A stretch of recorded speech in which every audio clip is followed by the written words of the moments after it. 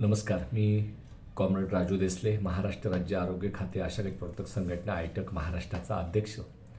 राज्यभरातील सर्व आशा गट प्रवर्तकांना मकर संक्रांतीच्या हार्दिक शुभेच्छा देतो. भगिनींनो, आपण गेल्या वर्षी संप करून आपण काही मागण्यांसंदर्भात आपण यश मिळवलेलं आहे. त्या बाबतीत आरोग्यमंत्री महोदयांनी झालेल्या बैठकीमध्ये आशा आणि गटप्रवर्तकांना मोबदला वाढी संदर्भात आपल्याला लेखी स्वरूपात आपल्याला मीटिंग झालेल्याचं जे पत्र आहे ते आपल्याला दिलेलं आहे. या बैठकीमध्ये आपल्या महाराष्ट्रातील अनेक गटप्रवर्तक आशासुद्धा त्या बैठकीला उपस्थित होत्या आणि म्हणून आशांना 7,000 रुपये, गटप्रवर्तकांना 10,000 रुपयेचा प्रस्ताव, त्याचप्रमाणे गटप्रवर्तकांना आपल्या केंद्र सरकारकडे गटप्रवर्तकांना कंत्राटी कर्मचाऱ्याच्या दर्जाचा प्रस्ताव पाठवणे आणि भाऊबीज भेट 2,000 रुपये अशा गटप्रवर्तकांना लागू करणे या संदर्भातली सकारात्मक चर्चा झाल्यानंतर त्याचं प्रोसिडिंगची प्रत आपल्याला दिल्यानंतर आणि केंद्र सरकारला प्रस्तावसुद्धा पाठवण्याचं पत्र धीरज कुमार आयुक्त साहेबांनी दिलेलं आहे.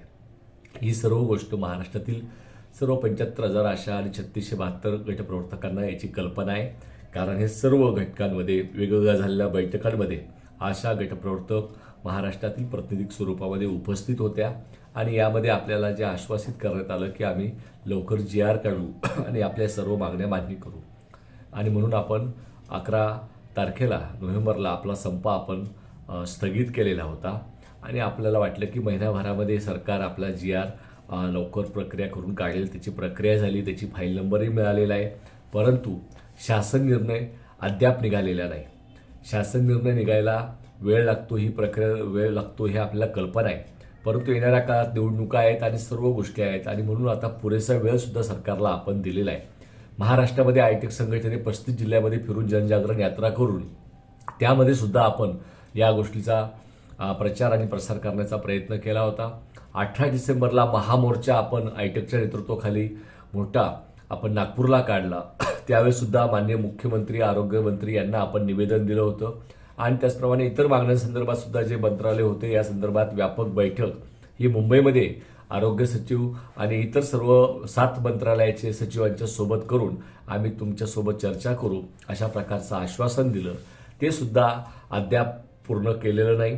3दा मुख्यमंत्र्यांना आयटेकचे पदाधिकारी म्हणून आम्ही भेटलो आहेत, चर्चा केली, परंतु निर्णय मात्र होऊ शकलेले नाहीत आणि म्हणून महाराष्ट्रातील पुरा आशा गटप्रवर्तकांना पुन्हा 12 तारखेपासून जानेवारीपासून आपण संपावर आहोत.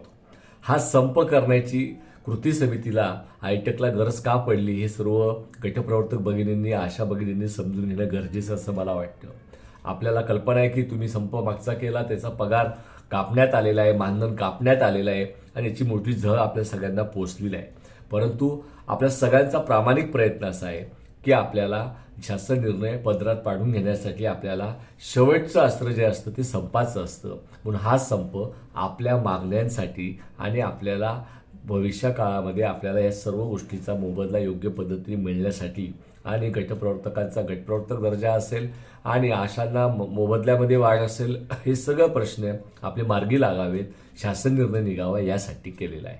म्हणून महाराष्ट्रातील सर्व आशा गटप्रवर्तकांना विनंती करतो की आपण कोणी सांगितलं शब्दावरती भरोसा ठेवून आपण संप मागं घेतलेला नव्हता आणि म्हणून आपण हे समजून घ्या की आपल्याकडे धीरज कुमार साहेबांनी दिल्लीला पाठवलेल्या पत्राची प्रत आहे.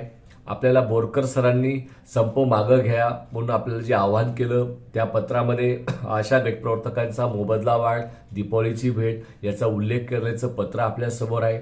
म्हणून आपण काहीतरी चूक केली म्हणून संप तेव्हा कंटिन्यू करायला पाहिजे होता, ही जी भावना आहे, ही भावना मला असं वाटतं की कृती समितीच्या नेत्यांना पण अनुभव आहे आणि त्या आधाराने आपण ह्या गोष्टी करत असतो आणि म्हणून सरकारला आता आपल्याला जाब विचारण्याची गरज आहे.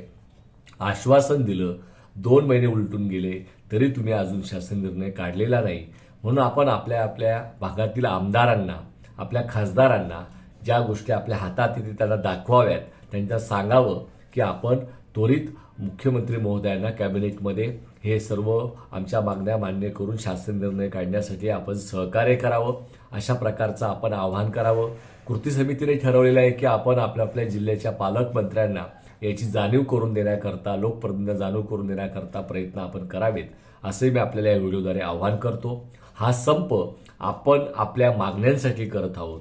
म्हणून आशा गटप्रवर्तकांची एकजूट कायम ठेवून हा संप आपण यशस्वी करावा असं मी आपल्याला आवाहन करतो. आपण एक लढाई जिंकलेली आहे आणि हीच लढाईचा शासन निर्णयाकरता सुद्धा आपल्याला भांडावं लागण्याची वेळ सरकारने आणलेली आहे. आपण भांडूया, लढूया आणि लढणाऱ्याचा विजय होत असतो. म्हणून मी आपल्या सगळ्यांना विनंती करतो की कृती समिती, आयटक, आशा गटप्रवर्तक संघटना जो काही आपल्याला कार्यक्रम देईल तो आपण करावा, कारण येणाऱ्या काळात आपल्याला याचा परिणाम पाहावा लागणार आहे.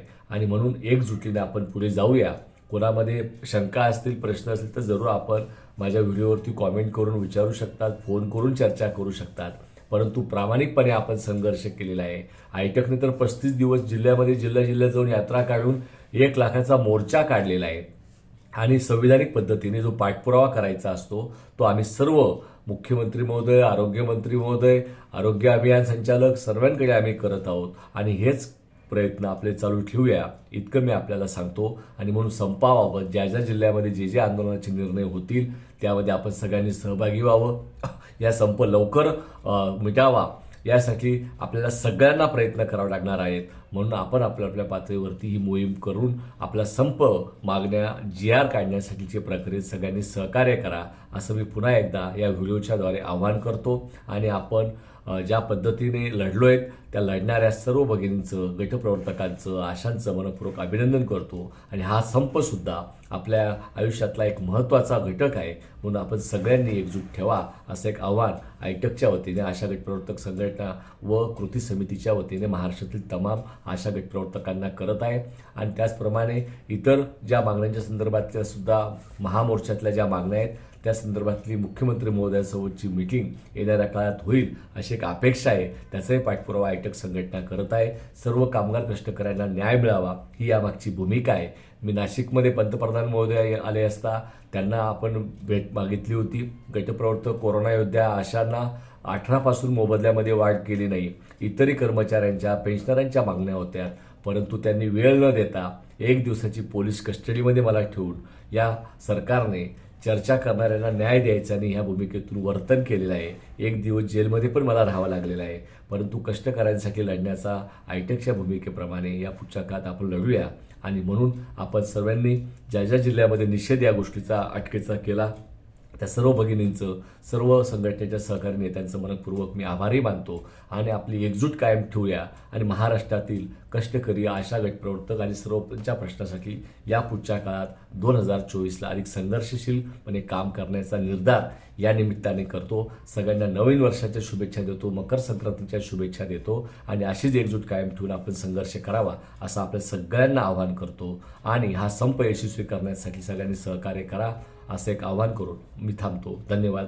जय भीम, जय शिवराय, लाल सलाम, जय ज्योती, जय क्रांती.